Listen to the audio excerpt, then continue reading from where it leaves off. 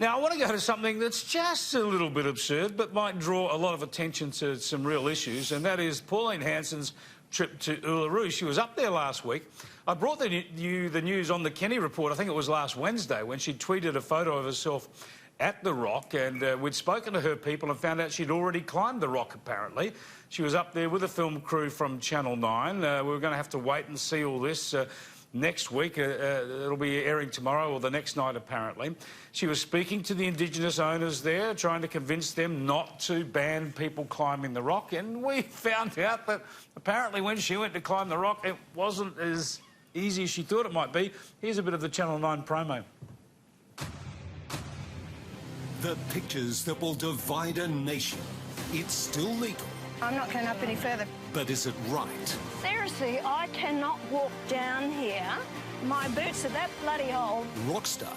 G'day, hi, g'day. Or rock rebel. Where's my land, if it's not Australia? England. The two sides come together. This belongs to all Australians. The debate. You decide. What do you reckon, Jane? Is this going to be the rock climb that divides the nation? No. You know what I found extraordinary about this? We did this on the air a little while ago, and we had floods and floods of calls. People saying, yes, I've climbed Uluru, but it should be closed to climbing now. It's the people who've climbed it who want it closed. Pull up the ladder after them. Yeah. I feel that it'll be closed for a while, and then perhaps if tourism drops off, there might be a rethink on it. But no, look, I think Pauline Hanson's exceptional at getting publicity, Chris.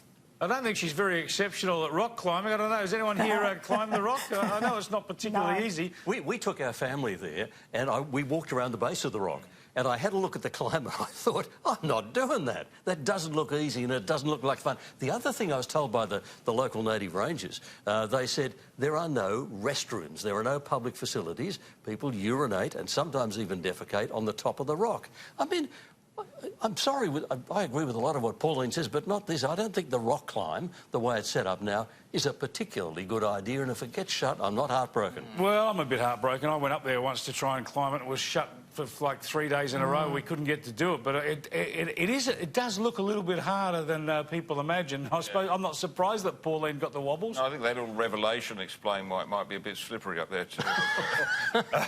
Look, I think this is a ridiculous piece of exhibitionism by Pauline. I think there's nowhere like it in the world. It is just an exceptional piece. But you enjoy that without climbing. But what's the problem with climbing? What have you got against climbing it? I'm quite happy to see this as sacred.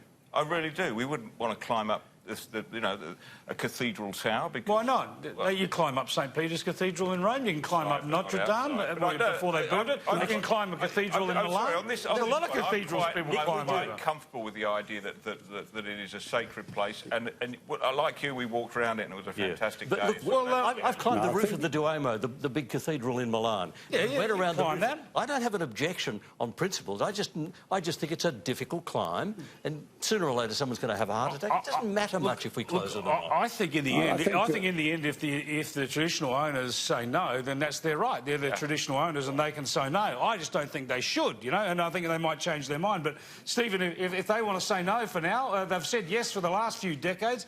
If they want to say no now, then I suppose we just have to accept that. Well, look, I want to congratulate you on your consistency of the argument there, Chris, because when we see arguments about green groups trying to close down Indigenous areas where they would like to mine, the right go berserk. Oh, my God, you're blocking the Indigenous community's view. Well, the Indigenous, you can't have it both ways. I'm not talking about you here. The Indigenous community say we want to mine, the Greens say no, we chair.